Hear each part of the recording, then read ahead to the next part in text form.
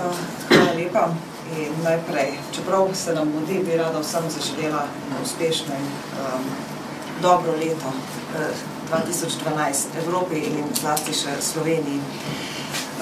Mi se na sredini mandata vedno vprašamo, kaj smo naredili v prvi polovici in se dogovorimo za nove funkcije do konca mandata. In kot je bilo že rečeno, volili bomo novega predsednika Evropskega parlamenta. Omenjena sta bila doslej dva kandidata, Martin Schulz in pa iz ALDE bo gospa Diana Wallis kandidirala. Potem je pa še tretji kandidat, to je Nerd Števa. Mi smo res v tej Evropski ljudski stranki imeli predstavitev socialističnega kandidata. Ostala dva, jaz upam, da se nam bosta še prišla predstaviti. Bi pa rekla, da si želim, da bi bil novi predsednik zelo podoben temu, kar smo imeli doslej, kajti gospod Jerzy Buzek je pokazal, da verjame v Evropo, pokazal je, da je strpen, da je solidaren, da je odgovoren, da zna povezati politične skupine. Tudi gospod Šulc je na svoji predstavitvi pokazal kot nekaj kvalitet, je bilo pa precej pomislekov v zvezi z njegovo povezovalno vlogo in nestrankarskim delovanjem, tako da bo verjetno razprava v naši politični skupini še zelo živahna, koga in kako bomo podprli, čeprav se pridružujem temu, kar je rekel moj kolega, da verjetno bomo kot skupina podprli njega. Tudi predsedovanje svetu se je zaključilo strani Poljske, nadaljevala ga bo Danska, ki bo sicer poskušala čim več storiti na področju finančno-gospodarske krize. To predvsem pomeni implementacijo šestorčka, se pravi zakonodajnega paketa glede gospodarskega upravljanja. Na področju fiskalne unije pa je zdaj izgubila nekoliko vetra, kajti tu zdaj gre po odločitvi sveta iz decembra lanskega leta za medvladno metodo, kar sicer parlamentu ni všeč, ne ustreza, ampak v tej medvladni metodi seveda inštitucije ne igrajo vloge. Sicer pa mislim, da Danska je pripravljena, tako tudi prebrala, prevzeti koordinacijo, če bo potrebno.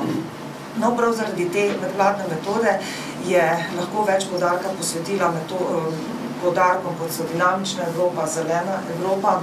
In zelo dobro se mi zdi, da Danska namerava poudariti trajnostni razvoj, ki je kar nekako stopil v ozadje, ampak predvsem medijsko stopil v ozadje. Drugače smo veliko zakonodajnih in raznih strateških dokumentov v tem zvezi na evropski ravni obravnavali.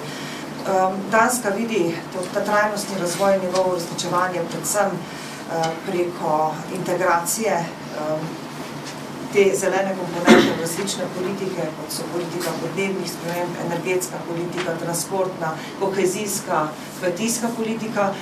Inštrument, ki ga bo imela v rokah, da to uresniči, pa je finančna perspektiva, v kateri prav tako potekajo pogajanja, to je večletni finančni sporazum do leta 2020.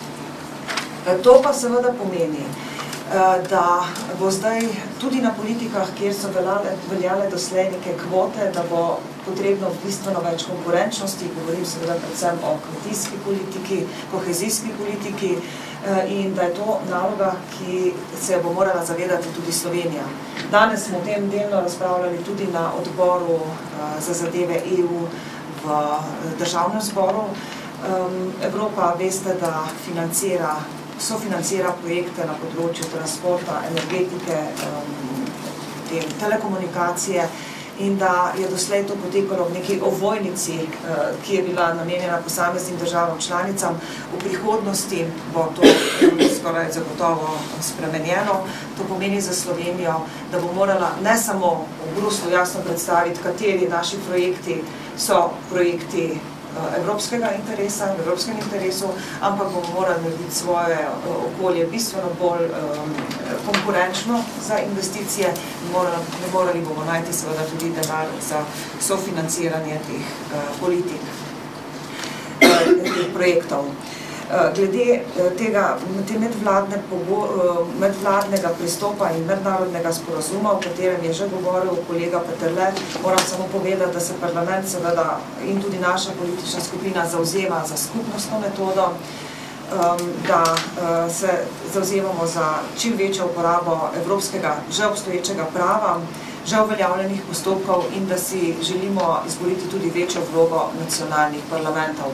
Tu ne gre zgolj za izkazovanje moči, ampak je Evropski parlament doslej, posebej še pri šestorčku v gospodarskem upravljanju, pokazal svojo dodano vrednost. Med drugim bomo razpravljali tudi o izidih mednarodne konference o podnebnih spremembah. Odpadna električna in elektronska oprema je bila že omenjena. Tu mislim, da je Slovenija predvsem izziv, da mnogo bolje uredi zbiranje in potem seveda reciklažo in ponovno uporabo svojih odpadkov. Potrebnega bo tudi več obveščanja potrošnikov, ki bomo morali tudi na prodajnih mestih, ki so večja od 400 kvadratov, zagotoviti odlaganje tudi manjših naprav tam v recimo velikosti 25 cm. To je prav poseben prispevek Evropskega parlamenta. Biocidi, več reda bo na tem področju, večje zahteve bodo za registracijo določenih teh aktivnih, tako imenovanih aktivnih snovi, hkrati pa se metoda tudi harmonizira v celotni Evropski uniji, vodena bo z enega centra, to je strani Evropske agencije za kemikalije, tako da se tudi v tem smislu pa poenostavlja za izvajalce. Tako da dobimo po eni strani večjo varnost, po drugi strani večjo učinkovitost v postopkih.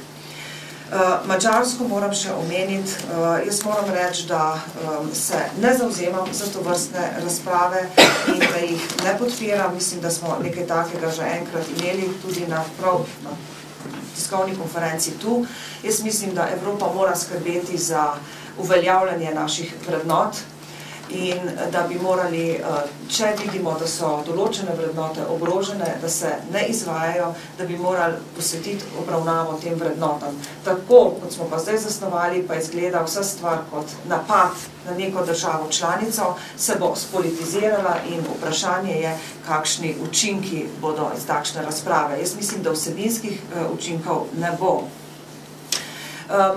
Verjetno se še spomnite, da je bila velika razprava glede madžarskega medijskega zakona. Zdaj je stvar potihnila, kajti Madžarska je pač tiste stvari, ki so bile od nje zahtevane strani Evropske komisije, uredila in enako stvar je obljubila tudi za svojo ustavo. Nekako imamo mi v naši politični skupini občutek, da so te medijske kampanje pač namenjene, da so to pravzaprav medijske kampanje, ki so namenjene napadu na določeno politično opcijo, kajti ni Madžarska samo zdaj na tako slabem položaju. Bila je tudi prej. Bila je tudi kdaj prej. Bile so množične demonstracije na Madžarski, veliko bolj množične, kot so doslej, pa ni tako odmevalo v medijskem prostoru. Bila je tako slaba situacija, da je Evropska komisija ocenila, da mora narediti obisk v tej državi. Komisar Frattini je bil tam, pa ni bilo tega nič v medijih, samo uredili so. Tako da morate tudi razumeti, da se potem seveda določena politična opcija počuti napadeno in je morda tudi zaradi tega manj operabilno sposobna, kot bi bila.